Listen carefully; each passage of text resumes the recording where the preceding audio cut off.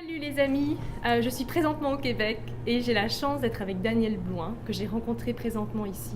C'est moi qui ai la chance d'être avec elle. On va dire qu'on a tous les deux la chance. Et donc en fait je t'ai rencontré par le biais de Luc-Marie Lissal. Sur Internet, Sur par Internet, Facebook. par Facebook, sachant en fait qu'il faisait des tournées en France. Et en fait ses livres, les 2 livres qu'il a sortis m'ont interpellée. C'est Sortie de zone et Entrée de zone. Et du coup, je me suis dit, mais là, sortie de zone de confort, figure-toi que là, maintenant, c'est ce que je suis Tu es en train d'en faire. faire une, hein? Absolument. Je me suis Et je dit. comprends comment tu te sens. Et c'est normal.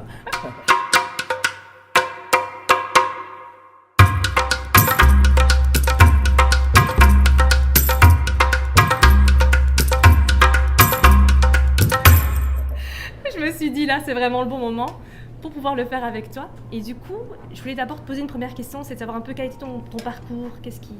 D'accord, moi je vais te résumer ça. Moi, Ok. je suis un gars de Québec, j'ai étudié en marketing ici à l'Université Laval. Et ensuite, je suis devenu producteur de disques de grandes vedettes de la chanson québécoise, Ok, que tout le monde connaît au Québec, là, mais pas nécessairement en France.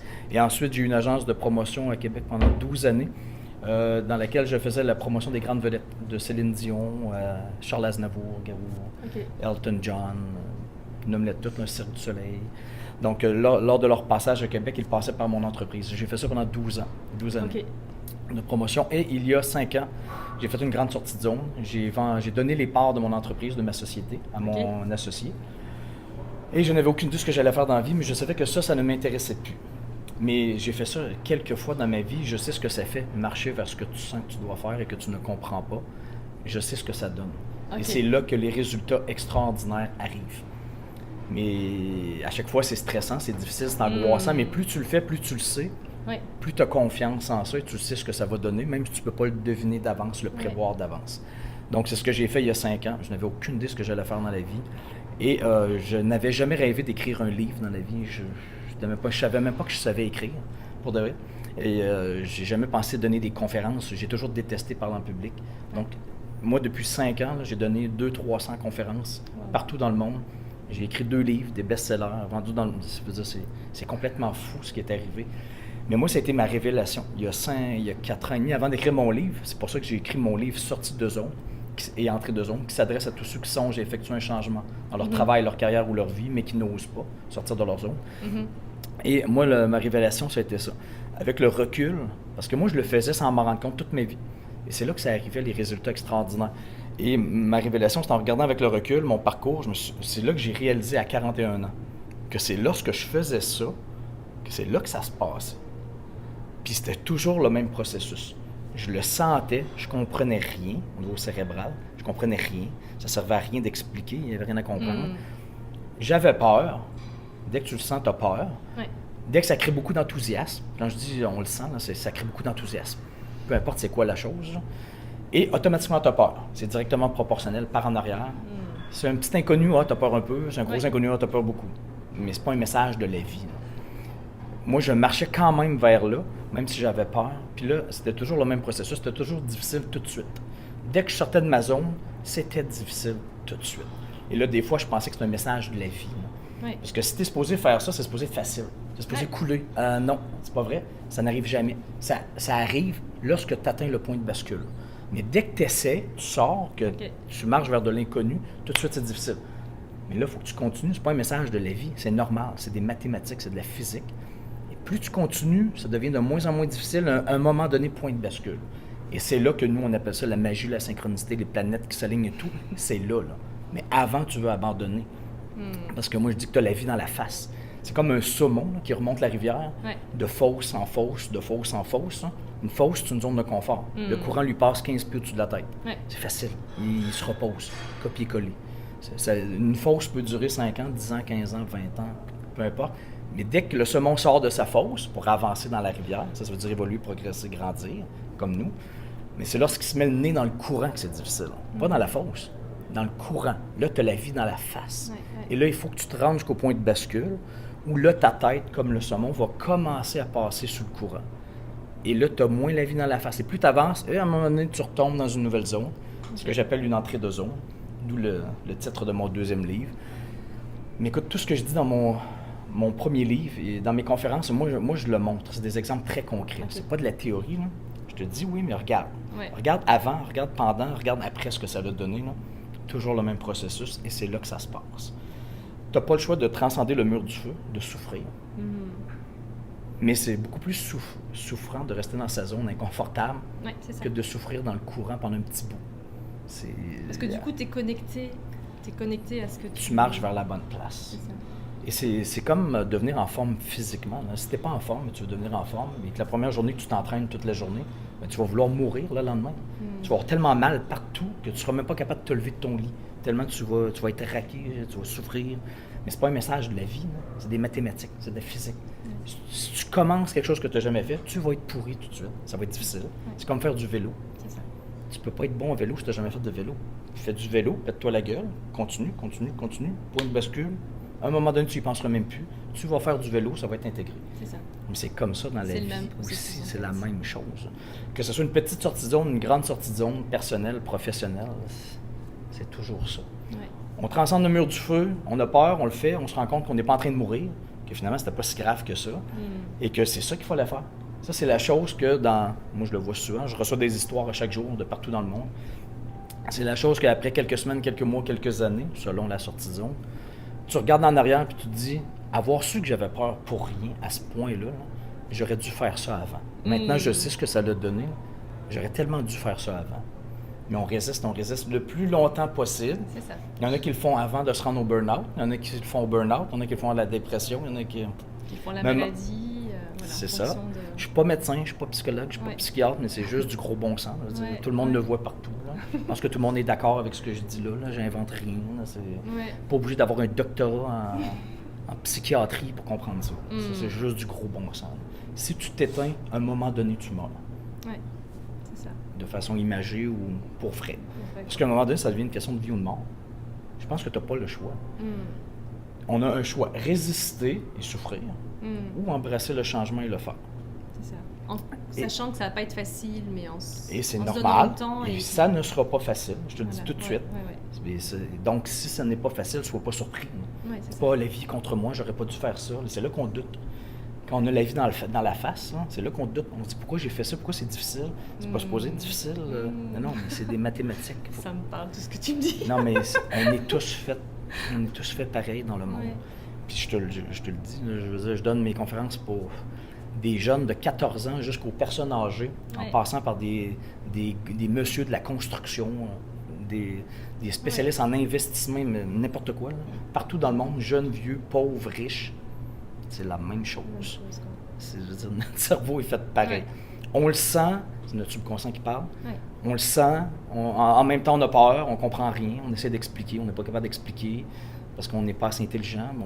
Moi non plus, je n'étais pas assez intelligent pour savoir ce qui allait arriver. C'était impossible à savoir. Si tu marches vers là, le chemin ne se présente qu'au fur et à mesure que tu avances. Je l'ai prouvé trop souvent. Là. C'est quand tu avances, là tu vois d'autres choses, tu n'avais pas pensé à ça, il arrive ci, ça. Mais la grosse erreur qu'on fait, c'est d'essayer de prédire l'avenir. Avant de faire ce qu'on a à faire. Là. Ah oui, mais dans 1 an, 2 ans, le plan quinquennal. Oui. C'est pas un plan quinquennal. L'idée, c'est pas de faire un plan et de suivre son plan, quoi. Ça marche pas comme ça, en fait. Ça n'arrive jamais, ça. Ça fait toujours ça comme ça. Ça ne se passe jamais comme on pense, jamais comme on veut, jamais aussi vite qu'on veut. C'est jamais. Tout ce qu'on a à faire, c'est à chaque jour faire ce qu'on a à faire. Marcher vers ce qu'on sent à chaque jour et le chemin va se présenter au fur et à mesure. C'est des mathématiques. C'est comme ça. Mais je donne un exemple. Quoi. Quand tu marches dans une direction et que tu fais des petits pas toujours, si tu n'arrêtes pas, c'est sûr. Écoute, il y a un monsieur, pas un athlète olympique, un monsieur très ordinaire à Montréal, il s'appelle Jean Béliveau. Il y a un joueur de hockey très connu qui s'appelle Jean Béliveau, mais pas lui, un autre. Il est encore vivant, le monsieur, aujourd'hui. Là. Il est parti de Montréal, il avait dans la quarantaine. Il est parti par là, à pied, avec une petite poussette. Quelques effets personnels à l'intérieur, son petit drapeau du Canada, il est parti à pied. Et il n'a pas arrêté de marcher. Il marchait un peu à chaque jour. Mais il n'a pas arrêté, il a marché pendant 11 ans. Et qu'est-ce qu'il a fait en 11 ans? Il a fait le tour de la Terre. Il y a un livre, L'homme qui marche. Allez acheter le livre L'homme qui marche. Hein? Il a fait le tour de la Terre, pas comme ça, les continents de haut en bas, à pied. Si je te dis, pars aujourd'hui de Québec, là, prends la rue là-bas, là, continue, arrête pas. Mais n'importe quel con est capable de marcher à chaque jour. Si t'es en chaise roulante, roule. En béquille, avance en béquille. À chaque jour, fais ça. Fais un petit peu. Pas un athlète olympique, pas surentraîné. Non, monsieur très ordinaire. Mais si tu fais ça chaque jour, c'est sûr que tu avances. Si tu pars par là et tu n'arrêtes pas, tu avances. J'ai une expression que j'ai déjà entendue. Un parfait imbécile qui fait un pas vers ce qu'il est supposé faire est déjà beaucoup plus avancé qu'un être très, très, très intelligent là, qui analyse et qui fait rien. Il y a plein de belles théories. Il en connaît des choses. Là. Mais mon Dieu, qui fait rien. Il n'avance pas, lui. Non, il y a des théories, il parle. Mais le parfait imbécile qui avance, hein, il est déjà rendu beaucoup plus loin. Même s'il a de l'air imbécile. C'est bon ça. Et si on en revient à ton premier livre, donc ton premier livre qui est sorti de zone. Oui. Donc là en fait tu as parlé de ton parcours. Tu as donné des exemples concrets sur comment tu es sorti justement de dans mon livre. Oui, c'est de ce que je parle. Oui, je donne des exemples très concrets. C'est ça. Et à partir de là, tu t'es dit tiens, pourquoi est-ce que je ne deviendrais pas un peu expert, c'est ça, un expert en changement de vie? Moi, c'est devenu une passion. Moi, le livre est né parce que j'ai eu ma révélation en regardant mon parcours, puis je me suis dit, il faut que je dise ça aux jeunes. Moi, je pense ça aux gens. Je me dis, j'aurais aimé ça que quelqu'un me parle de ça, mais dans la vie, personne ne m'a parlé de ça. Que c'est ça la vie, là. C'est pas un long fleuve tranquille, non, ça va être uniquement des sorties de zone toute ta vie. Même si tu ne changes pas de travail ou de carrière. Dans ta job, dans ta carrière, je te jure, tu vas faire des changements non-stop. Que ça te tente ou non, la Terre va tourner. Elle s'en fout. Que ça te tente ou non. Tu as un choix, souffrir, résister, souffrir, ou l'embrasser puis progresser, parce que c'est là que ça se passe. C'est ça que ça veut dire. Ça veut dire progresser, même si c'est difficile, angoissant. Fait que moi, je voulais dire ça aux jeunes. Donc, j'ai écrit un livre là-dessus en pensant aux jeunes. Mais là, il est sorti, je m'étais imprimé 100 copies. Je n'ai même pas appelé un éditeur. Je ne pensais pas être un auteur. Moi, c'était une carte d'affaires dans ma tête que j'allais donner. Et ça a explosé. Là, c'est rendu un best-seller. Là, je suis édité partout dans le monde, mais je m'étais imprimé 100 copies. Et ça a explosé. Je faisais des entrevues partout avec. Puis là, je me faisais réimprimer des bois. Je me suis imprimé, auto-édité pendant 3-4 mois. Il y avait des émissions de télé sur mon livre et je n'étais même pas en librairie. J'étais sur mon site internet, c'était une carte d'affaires que je m'imprimais tout seul. Là, c'était fou. Là, je te dis, c'était fou. Là, c'est extraordinaire. Mais c'est là que ça se passe. Mais moi, je ne savais pas ce qui allait arriver à la dernière ligne. Moi, je voulais pas être... Je ne serais pas en librairie à la dernière ligne. Et je n'avais jamais écrit de ma vie. Je ne savais même pas que je savais écrire. Et je sentais qu'il fallait que j'écrive là-dessus. Il n'y avait rien à comprendre. Il n'y a pas d'argent à faire avec ça, ça donne rien, c'est pas une carrière d'avenir, c'est même pas dans la liste des carrières. Ça sert à rien, ce que tu fais là. Mais je sentais qu'il fallait que je fasse ça. Et c'est ça que ça l'a donné, ça l'a explosé. Tout ce que je dis dans le livre, qui a été traduit en anglais et en russe, ça c'est ma version russe, ça veut dire sortie de zone. Il y a le chiffre 30 ici, aucune idée pourquoi. Et au-dessus, c'est ton nom. Oui, ça c'est Daniel Blouin. Mais ça a été traduit en anglais et en russe. Mais qu'est-ce que je voulais dire? J'ai perdu mon fil. Non, en fait, tu disais en fait que en gros, à peine tu as terminé, donc ça a fait un carton full. Ça l'a explosé. Ensuite de ça, je me suis mis à recevoir des demandes de conférences, mais moi, j'ai jamais voulu parler en public. J'ai toujours détesté parler en public. J'ai fait un petit lancement pour mon livre au début. Et j'ai même pas fait de discours parce que j'étais gêné. Et là, maintenant, je fais des conférences devant des milliers de personnes, des stades. Par exemple, il y a quelques semaines à Montréal, Place Belle, c'est un amphithéâtre avec des milliers de personnes. Et là, j'étais même plus nerveux, mais pas parce que je suis bon. C'est parce que je me suis rendu jusqu'au point de bascule. Parce qu'après ma première... Puis c'est ça, je suis devenu habitué. J'ai appris à faire du vélo. Et n'importe qui est capable de faire ça. C'est pas parce que je suis meilleur qu'un autre. Après ma première conférence à vie, j'avais dit à ma copine qui était là, tout le monde était parti, il y avait 30 personnes dans la salle, première conférence. J'ai dit à ma copine, j'étais tellement brûlé, j'avais plus d'énergie, j'étais vidé. Là. J'avais tellement trouvé ça difficile que je lui ai dit j'en donnerai jamais une deuxième. Je suis pas fait pour ça. J'ai dit ça il y a 4 ans. Wow.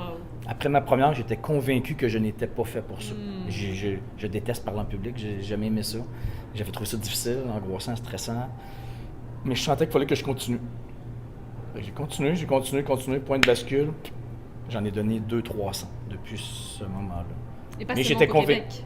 Partout dans le monde. En Polynésie, au Maroc, en Belgique, en Suisse, en France. Et j'y retourne dans quelques jours. Mais c'est fou ce qui arrive quand C'est génial. Quand tu avances vers ce que tu es supposé faire, tu atteins le point de bascule, tu comprends rien, voici ce qui arrive. Et c'est toujours plus gros qu'on pense, parce qu'on n'est pas assez intelligent pour savoir ce qui va arriver. Moi, ce n'est que ça. Dans mon livre, là, je donne plein d'exemples. Dans mon premier livre, mais à la fin, je ne sais pas ce qui arrive. Là. Moi, je ne sais pas que je vais vendre plus que 1100 copies. Là. Mais tout ce que je dis dedans, quand je l'ai sorti, c'est exactement ça qui est arrivé encore. Donc là, je veux dire, à la fin, je dis, j'aimerais ça devenir un spécialiste de ça. Parce que ça, c'est un sujet qui me passionne maintenant. Et je ne sais pas si je vais devenir un spécialiste. Il n'y a aucune idée que ça va marcher, mon enfant. Là, je pense, je suis devenu, dans les 4 dernières années, je reçois des messages à chaque jour, d'exemple, je fais des entrevues avec des centaines de personnes. C'est toujours le même processus. Puis tu t'es inspiré aussi des parcours des autres personnes. Ben oui, absolument. Des zones de confort aussi, mon blog, danielblouin.com, est dédié à ça. C'est plein de témoignages, d'entrevues, d'histoires. C'est fou, les histoires de sorties de zone. Il n'y en a pas deux pareils. Ouais. On est 7-8 milliards d'empreintes digitales, ben, il y a 7-8 milliards d'histoires de sorties de zone différentes. Chacun nos bulles. Il ne faut surtout pas essayer de comparer nos bulles. Comparer ce qu'on veut faire, parce qu'il y a juste nous autres qui sent ça. Parce qu'on est 7-8 milliards d'empreintes digitales différentes, mais c'est la même chose. Ce que tu sens, il y a juste toi qui le sens. Puis ça, je le dis souvent, hein, c'est aussi ridicule de parce que ça, c'est le plus gros blocage. Le deuxième. Le premier, c'est l'argent. Le deuxième, c'est les autres vont dire quoi. C'est le deuxième plus gros blocage. Puis de demander aux autres, est-ce que tu penses que je sens, là, c'est une bonne idée, que je le sens, là? Penses-tu que je le sens, là? C'est aussi ridicule que de demander aux autres, hey, est-ce que tu penses que j'ai envie de pisser? Est-ce que tu penses que j'ai envie de pisser? Est-ce que je le sens? Est-ce que tu le sais? Hein, je sais pas, c'est toi, là. Est-ce que tu sens que tu as envie de pisser? Je sais pas, c'est toi. Mais c'est la même chose, hein. Tu le sens. C'est pas je sais que j'ai envie de pisser, je le sens. Mais c'est la même chose. Hein. Quand tu t'éteins, tu t'allumes, c'est pas tu comprends, c'est tu le sens. C'est ça. Et moi, je voulais rebondir sur justement cet aspect de relation à l'argent. Parce qu'il y a beaucoup de personnes qui veulent sortir de la zone de confort, puis qui disent, je peux pas me permettre, j'ai pas d'argent. Ah, mais j'en parle beaucoup dans mon livre. Moi, je dis ce que j'ai fait avec mon hypothèque, mes économies, tout ça, très concret. Oui, puis il y a des façons de faire. Hein. Si tu veux vraiment, tu vas trouver un truc. Oui, puis il faut partir avec l'idée que ce n'est que transitoire. C'est pas pour le reste de la vie. Nous, on pense qu'on va mourir, qu'on va se retrouver à la rue. J'ai jamais vu ça. Pas tant que ça. Peut-être à cause de d'autres raisons, là, de maladies ou je sais pas trop. Là, oui, peut-être, mais pas en suivant son instinct pour faire ce qu'on sent qu'on doit faire. J'ai jamais vu quelqu'un tant que ça là, échouer à ce point-là. Et nous, on exagère toujours nos peurs. Parce à l'argent, puis d'habitude, ça s'arrange toujours. Ça dure un bout de temps, mais c'est toujours difficile. Je le dis, c'est difficile. Ça peut être des jours, des semaines, des mois, selon la sortie de zone. Ça peut être des années. Ça peut être 2, 3, 4 ans. Mais si tu continues, parce que souvent, quand ça va pas bien, on ne sait pas si on s'acharne dans la mauvaise direction ou on devrait persévérer parce qu'on est dans la bonne. Ça, on ne sait pas. Quand on est dedans, bon, je tourne-tu à gauche, je tourne à droite, qu'est-ce que je fais là? Ça va pas bien. Je m'éteins ou c'est difficile. La façon de répondre à ça, c'est ce que tu fais. Là. Admettons que tout va bien. Mets-toi le scénario idéal dans ton travail, dans ta carrière, whatever. Là. Si tout va bien, les relations, tu fais de l'argent, l'horaire est parfait, les tâches, les relations sont pas... Tout est parfait. Là. Est-ce que ça te passionne? Si tout est parfait, est-ce que ça te passionne? Est-ce que tu en parles à tout le monde tellement tu es heureux? Là? Est-ce que tu te spécialises tout seul là-dessus, tellement tu aimes ça tout seul, sans être payé? Et si tu te dis... moi, c'est arrivé ça, j'ai dit non, pas du tout. Ça vient vite. Ça. La réponse vient vite, non. Même si tout ça est parfait, là, ça ne m'intéresse plus du tout. Ben là, tu t'acharnes. Parce que même si tu continues, ça n'arrivera pas. Là. Parce que même si mon idéal arrive, ben, ça ne te tentera pas plus. Tu vas t'éteindre encore. Fait que ça veut dire change de track. Ça veut dire une sortie de zone. Mais quand ça va pas bien et que je te pose la question, est-ce que tu aimerais ça que ça aille mieux, que ça aille plus vite? Mais aimerais-tu ça que ça marche plus ce que tu fais là? Là tu dis, oui, là, ça vient vite. C'est aussi la réponse. Ah oui, c'est ça que je veux. Ah ben c'est ça. Ça veut dire persévère. Ça veut dire marche dans la bonne. Tu marches dans la bonne direction. C'est ça. Mais continue jusqu'au point de bascule. Parce que c'est normal que tu veuilles abandonner. Ça peut durer des semaines, des jours, des mois, des années. Et pour les personnes qui n'ont pas un environnement, tu sais, qui ne sont pas bien entourées, toi, j'imagine que quand tu as arrêté ta carrière quelques fois et tout mes ça, sorties de zone, sorties de zone, j'imagine que tu as quand même été bien entouré. Oui, t'as eu, absolument. Oui, c'est soutien, important. Et du coup, pour les personnes qui sont seules ou qui n'ont pas de soutien, comment... Ah, ben écoute, moi je pense que c'est moins compliqué quand tu es seul, justement, que quand tu en as d'autres qui te tirent par en arrière ou que ça traumatise, que ça trouble.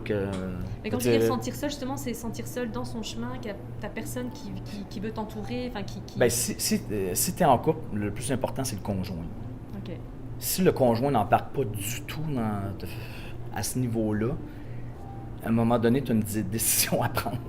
C'est toi. Ben, à un moment donné, ça devient une question de vie ou de mort. À un moment donné, si tu t'éteins pour l'autre, parce que lui a peur, tu vas t'éteindre. Mais ça mène à rien, ça. Mais je te dis pas que c'est facile. Mais moi, j'ai la même conjointe depuis 29 ans. Elle a toujours été là dans mes sorties de zone, c'est des grandes sorties de zone. Là, elle n'a pas changé de travail, elle n'a pas changé de carrière, mais elle était dans mes sorties de zone. C'est très important, le conjoint. Mais sinon, à part le conjoint, là, papa, maman, on s'en fout. Là. Je veux dire, moi, il y en a qui me parlent de ce qu'ils veulent faire, puis là, ils me disent, un des blocages, c'est « Ouais, mais mon père, ma mère, OK, mais t'as quel âge, toi? » Ben, j'ai 45, là. OK, t'as 45 ans, puis tu penses à papa et maman. Pour vrai? Toi, c'est important, là, dans ta vie, papa et maman, 45 ans, ce qu'ils pensent de ta vie, là. C'est parce que t'as 45 ans, là. T'as pas 4 ans, là. C'est toi qui sais que t'as envie de pisser, là. C'est pas ton papa, ta maman, ils n'ont aucune idée, ils ne savent pas. Moi, je le vois tout le temps, ça. Papa, maman n'ont aucune idée.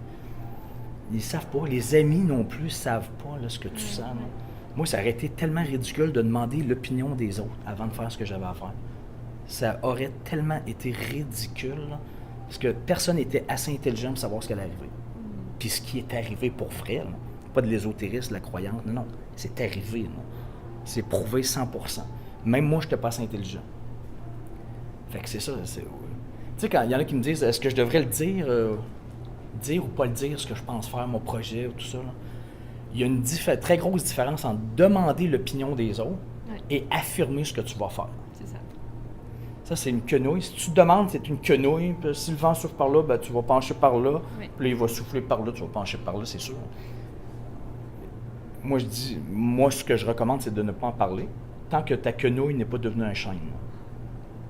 Puis quand tu vas le dire, peu importe de quel côté le vent va souffler, moi, je m'en fous. Là. Moi, je marche par là. Je te demande pas ton avis, ton opinion. Je te dis, je fais ça. Puis je te donne un exemple très concret. Quand j'ai écrit mon premier livre, j'avais zéro confiance que je savais écrire. J'ai jamais fait ça de ma vie. Il y a juste ma conjointe et une amie qui savait que j'écrivais quelque chose.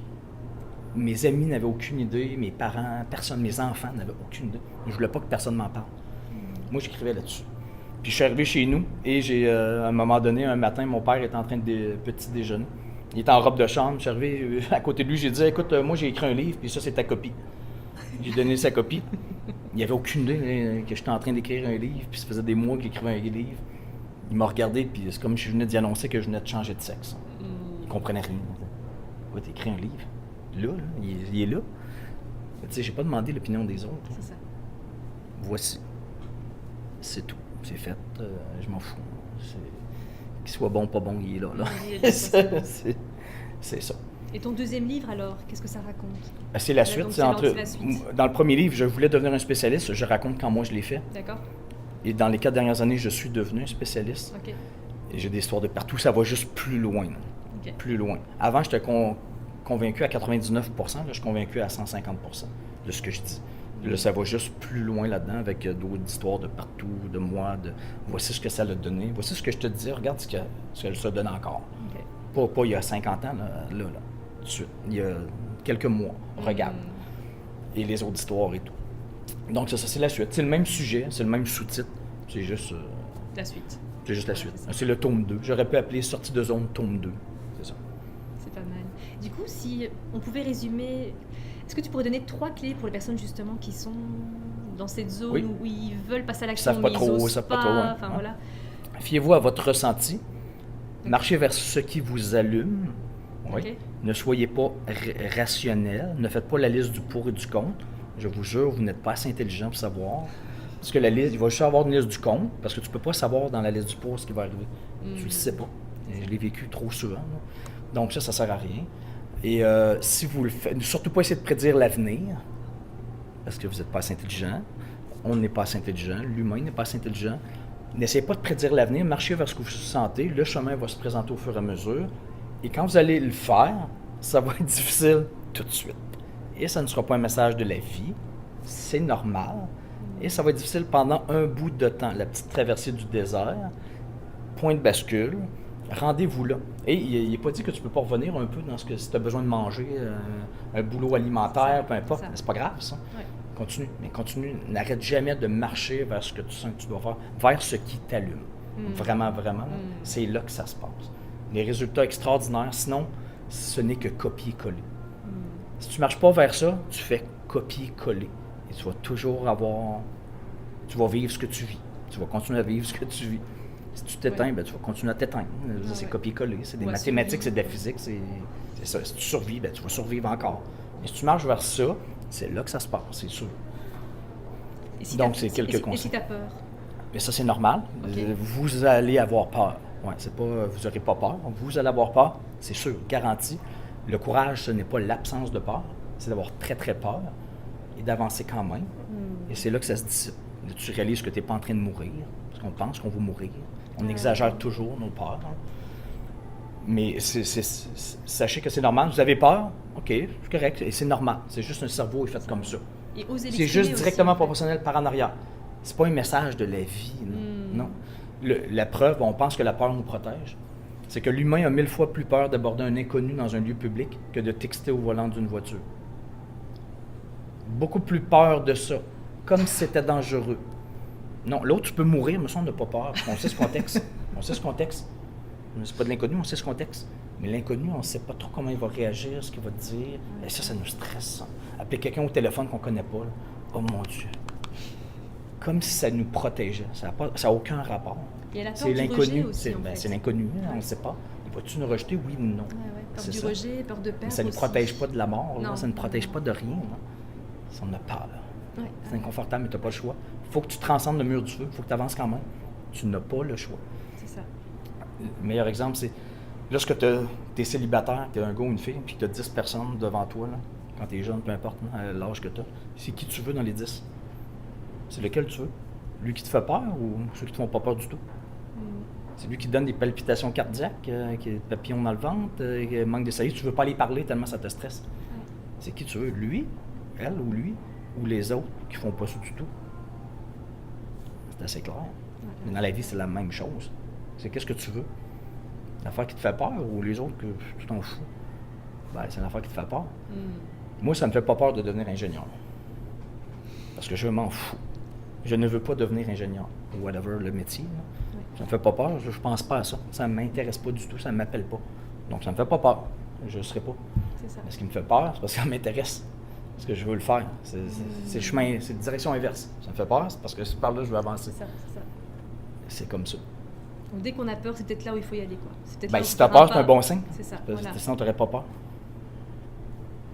C'est des mathématiques, c'est de la physique. C'est même pas de la croyance. Croyez-y même pas. Croyez pas. Croyez à rien de ce que je dis.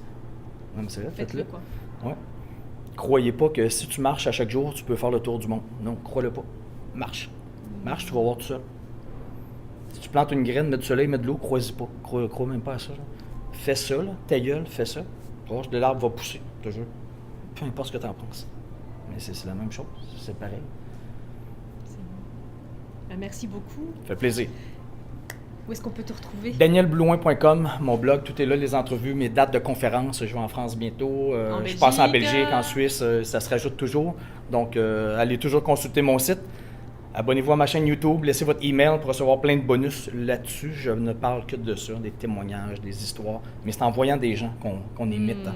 C'est comme ça qu'on a appris à marcher. C'est en voyant des gens marcher qu'on essayait de marcher. C'était pas un cours universitaire. Non.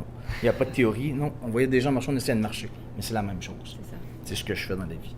Ben, merci beaucoup. Ça me fait plaisir. Merci à bientôt. À vous d'avoir regardé la vidéo et n'hésitez pas à la partager. Je suis sûre qu'il y a une personne dans votre entourage qui a besoin d'entendre et d'écouter et de voir cette vidéo. Partagez. Très inspirant.